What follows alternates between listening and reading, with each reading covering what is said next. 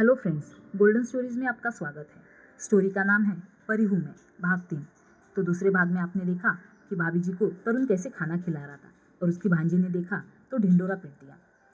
तरुण फुर्ती से दौड़ा उसके पीछे। तब तक तो खबर फैल चुकी थी। मैं कुछ देर तो चौके में बैठी रह गई।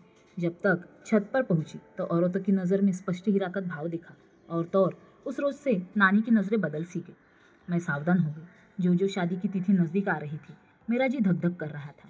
तरुण का सहज उत्साहित होना मुझे अखर रहा था। इसीलिए तरुण को मेहंदी लगाती बहन के पास जाकर बैठ गई। मगर तरुण अपने ही मगन में बहन से बात कर रहा था। पुष्पा, पंजे और चेहरे के जले दागों पर भी हल्के से हाथ फेर देना, मेहंदी का छिप जाएंगे। सुनकर मैं रोक न पाई खुद को। तरुण, ये दाग न छिपेंगे, न इन पर कोई दूसरा रंग चढ़ेगा। आग के दाग हैं। सन्नाटा छा गया हॉल में। मुझे राजीव आज बेहद याद आए। कैसी निरापत्ता होती है उनके साथ। तरुण को देखो तो वह दूर बड़ी दूर नजर आता है और राजीव हर पल उसके संग। आज मैं सचमुच उन्हें याद करने लगी। आखिरकार बारात प्रस्थान का दिन आ गया। मेरे लिए कयामत की घड़ी थी। जैसे ही तरुण के सेहरा बंधा, वह अपने नाते रिश्तेदारों से घिर गया। उसे छूना तो दूर, उसके करीब तक मैं नहीं पहुंच पाई। मुझे अपनी औकात समझ में आने लगी। असल औकात अन्य औरतों ने बारात के वापस आते ही समझा दी। उन बहन बुआ के एक एक शब्द में व्यंग छिपाता। भाभी जी, आज से आपको हम लोगों के साथ हॉल में ही सोना पड़ेगा। तरुण के कमरे का सारा पुराना सामान हटाकर विराज के साथ आया नया पलंग सजाना होगा, ताजे फूलों से। छुरिया सी चली दिल पर, लेकिन दिखावे के लिए बड़ी हिम्मत दिखाई मैंने भी। बराबरी से हंसी ठिठोली करते हुए तरुण और विराज का कमरा सजवाया। लेकिन आधी रात के बाद जब कमरे का दरवाजा खट से बंद हुआ, मेरी जान निकल गई। लगा मेरा पूरा शरीर कान बन गया है। कैसे देखती रहूं मैं अपनी सबसे कीमती चीज को चोरी होते हुए। चीख पड़ी, चोर चोर चोर। गुल हुई सारी बत्तियां जल पड़ी। रंग में भंग डालने का मेरा उपक्रम पूर्ण हुआ। शादी वाला घर, दान दहेज के संग घर की हर औरत आभूषणों से लदी हुई। ऐसे मालदार घरों में ही तो चोर लुटेरे घात लगाए बैठे रहते हैं। नींद से उठे, डरे बच्चों को रोने का शोर, आदमियों का टॉर्च लेकर भागदौड़ का कोलाहल। ऐसे में तरुण के कमरे का दरवाजा खुलना ही था। उसके पीछे पीछे सजी सजाई विराज भी चली आई हॉल में। चैन की सांस ली मैंने। बाकी सभी भयभीत थे लूट जाने के भय से। सबकी आंखों से नींद गायब थी। इस बीच मस्जिद से सुबह की अजान की आवाज आते ही मैंने मन ही मन बुदबुदाई, हो गई सुहागरात। लेकिन कब तक? वह तो सावित्री थी जिसने सूर्य को अस्त नहीं होने दिया था। सुबह से ही मेहमानों की विदाई शुरू हो गई थी। छुट्टियां किसके पास थी?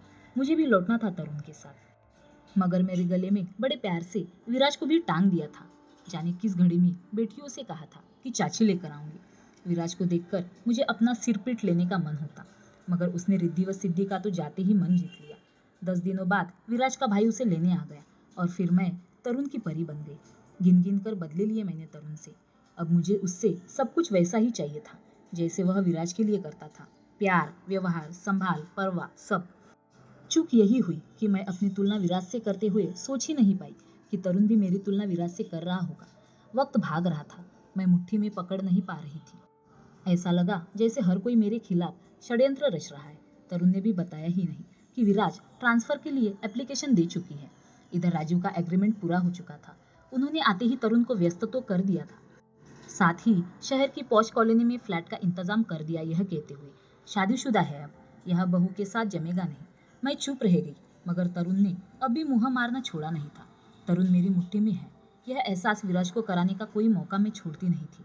जब भी विराज से मिलना होता, वह मुझे पहले से ज्यादा भद्दी, मोटी और सावली नजर आती। संतुष्ट होकर मैं घर लौटकर अपने बनाव श्रृंगार पर और ज्यादा ध्यान देती। फिर मैंने नोट किया, तरुण का रुख उसके बजाय मेरे प्रति ज्यादा नरम और प्यार भरा होता। फिर भी विराज सहज भाव से नौकरी, ट्यूशन के साथ साथ तरुण की सुविधा का पूरा ख्याल रखते। न तरुण से कोई शिकायत, न मांगे कोई सुविधा या भेंट। परी थोड़ी है जो छू लो तो पिघल जाए। तरुण ने भाव में बहकर एक बार कहा था तो मैं सचमुच अपने को परी ही समझ बैठी थी। तब तक तरुण की थीसिस पूरी हो चुकी थी, मगर अभी डिस्कशन बाकी था। और फिर वह दिन ही आ गया।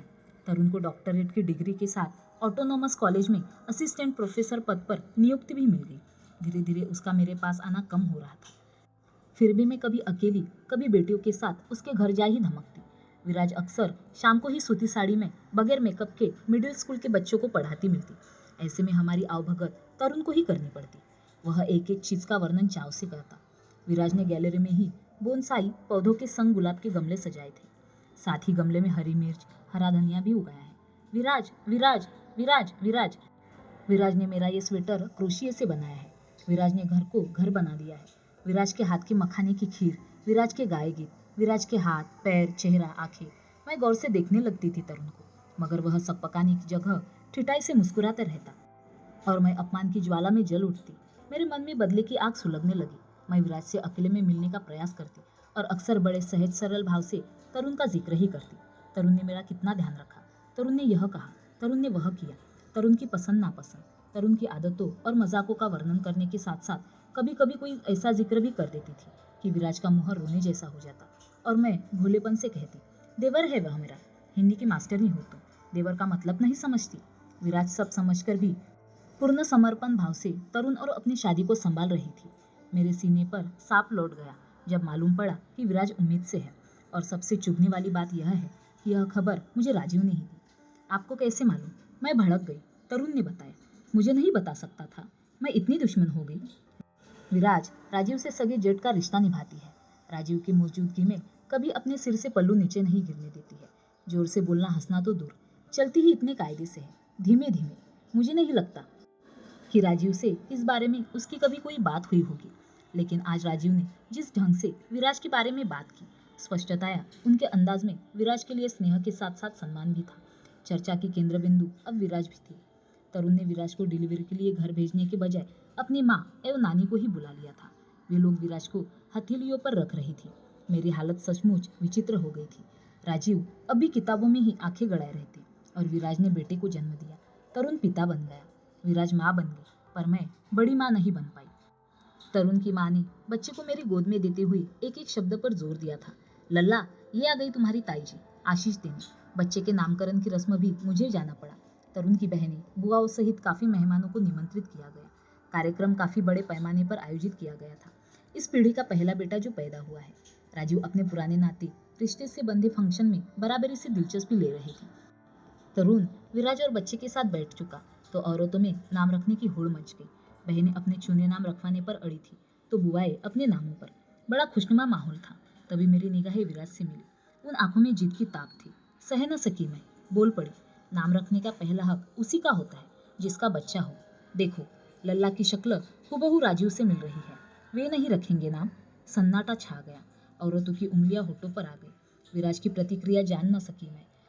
वह तो सलमा सितारे जड़ी सिंदूरी साड़ी का लंबा घूंघट लिए गोद में शिशु संभाले सिर झुकाए बैठी थी। मैंने चारों ओर दृष्टि गवड़ाई। शायद राजीव यूनिवर्सिटी के लिए निकल चुके थे। मेरा वार खाली गया। तरुण ने तुरंत बड़ी सादगी से मेरी बात को नकार दिया। भाभी, आप इस फैक्ट से वाकिफ नहीं है शायद। बच्चे की शक्ल तय करने में माँ के विचार, सोच का 90% हाथ होता है। और मैं जानता हूँ कि विराज जब से शादी होकर आई है सिर्फ आपके ही सानिध्य में रही है। 24 घंटे आप ही तो रहती है उसके दिलो दिमाग में। इस लिहाज से बच्चे की शक्ल तो आपसे ही मिलनी चाहिए थी। परिवार के अलावा किसी और पर या राजीव सर पर शक्ल सूरत जाने का तो सवाल ही नहीं उठता। यह तो आप ही जानती है कि विराज ने आज तक किसी दूसरे की ओर देखा तक नहीं है। वह ठहरी एक सादी सीधी घरेलू औरत लगा तरुण ने मेरे पंख ही काट दिए और मैं धड़ाम से जमीन पर गिर गई। मुझे बात बात पर परी का दर्जा देने वाले ने मुझे अपनी औकात दिखा दी। मुझे अपने कंधों में पहली बार भयंकर दर्द महसूस होने लगा, जिन्हें तरुण ने सीढ़ी बनाया था। उन कंधों पर आज न तरुण की बाहें थी और ना ही पंख। तो फ्रेंड्स, ये स्टोरी आपको कैसी लगी कमेंट करके बताना। स्टोरी अच्छी लगी हो तो वीडियो को लाइक करना, शेयर करना और चैनल को सब्सक्राइब करना। धन्यवाद।